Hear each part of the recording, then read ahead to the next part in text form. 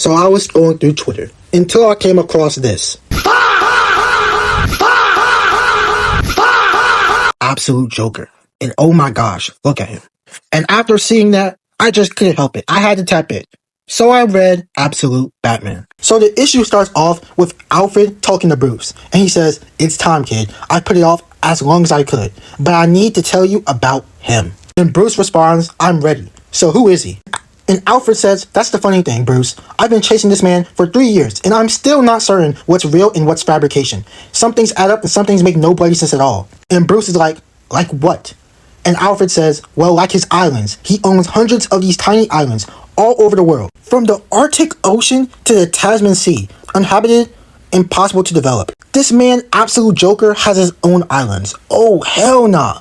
Alfred then says they're wild, useless places, but he spends billions on them, travels to one or another a few times a year alone. Bruce explains with why, and Alfred says, "That's my point. No one knows." Alfred says his theory is that he likes to hunt, but he's a mystery. The man in white, who doesn't laugh. On and on. But Bruce basically says, "Screw that. Just tell me what you believe, Alfred." And we get this nice shot, and basically, as you can see, the cards form like a smile, and it says the Joker, and it just looks super cool.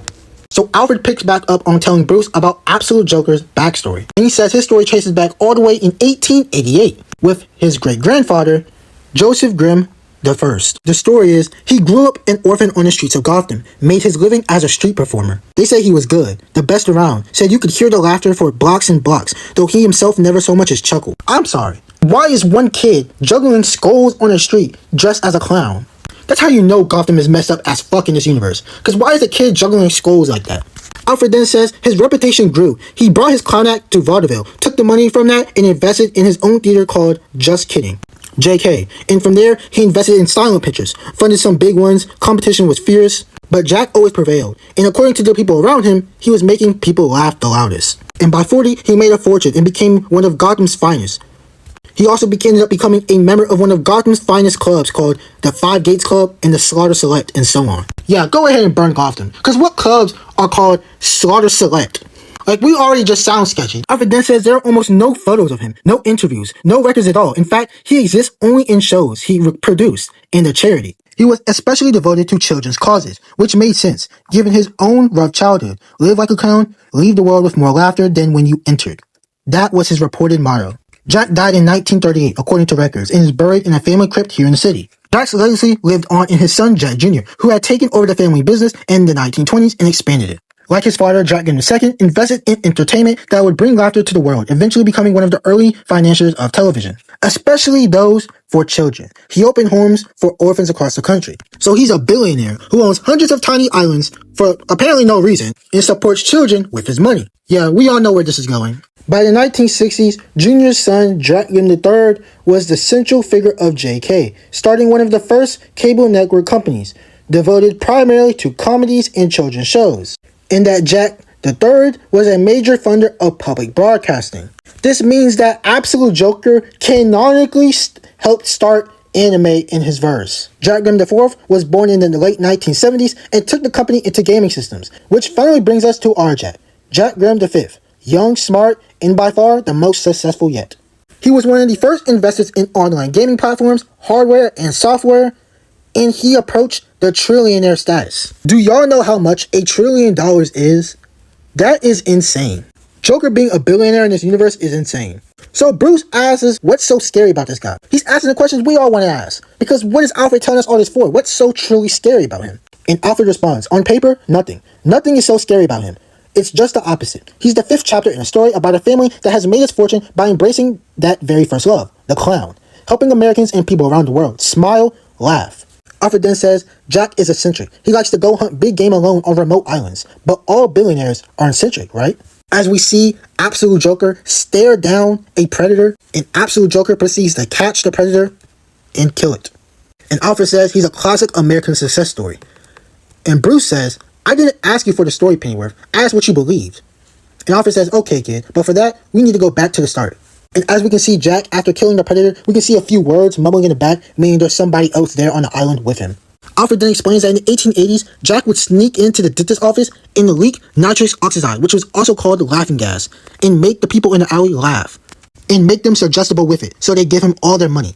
A act was a trick, a sleight of hand. So this man, Absolute Joker, as a kid, was already using laughing gas and was taking people's money on the street. And bro, look at that shot. How are you beside the dentist's office and have yellow teeth? Like, bro, go get that cleaned up. He said that this is what his research has found about the Grimm family. They've always played both sides. For a century and a half, these men have invested in one endeavor and its counter.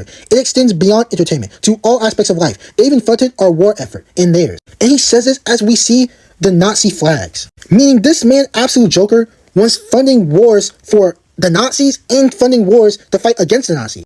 This man, Absolute Joker, was funding wars for a business and then funding wars for another business to go against that business. Not gonna lie, this is one of the craziest things I ever heard for a villain. The Joker of all people to be doing all of this is low-key, it's crazy, it's kind of tough. It's kind of cool. Alfred then says, all their clown name companies, the Grimms fund right-leaning news networks and left-leaning ones. They fund the aid in the warlords who steal it. Peace and war, the crimes in the prison, Arkham. They might be the most powerful crime family in history, playing everyone against each other, profiting off the chaos they sow, loyal to no country, no principle, nothing but power. Bruce then responds, but why? How much is enough? Alfred then says, I always come back to that motto, live like a clown. A clown plays the fool while making a fool of everyone else. He's a mastermind, the schemer. And he says, because what I found when I dug deeper was that many of the people laughing in that film died soon after it was shot. Twisted in pain, grinning, a kind of I'm not even gonna try to pronounce that. Poisoning. One of the few toxins that can be absorbed through the skin. Like maybe upon shaking the gloved hand of a small boy. We then cut back to Jack Grimm and the old man. And he runs and says, no. Jack Grimm says, ready or not? The old man keeps running and says, no.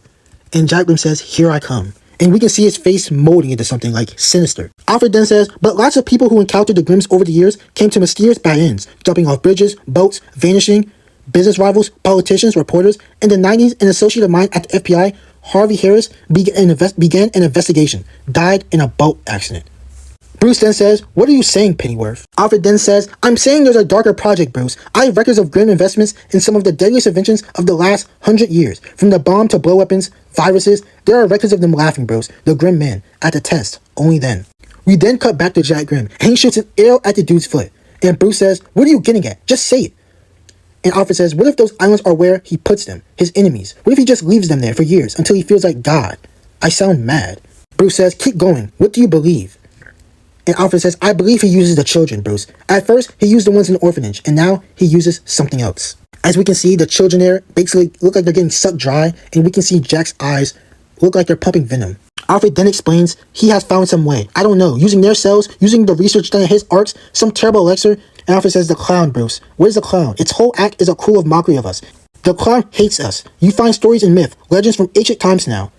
The jester who burns the kingdom in Bao. The one who convinces us to kill each other. Even as he himself preys on us. The clown is death. The clown is... And we see this crazy shot of Absolute Joker transforming.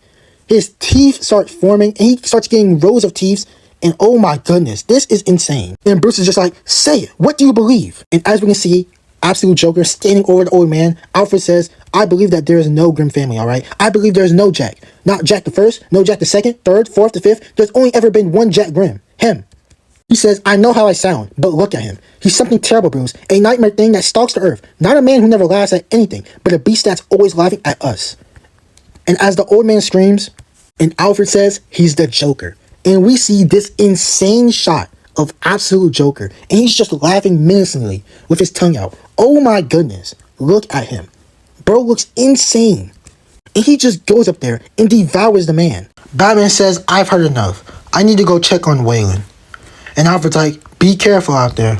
And as Batman is swinging away, Joker, or Jack, is looking straight up at him.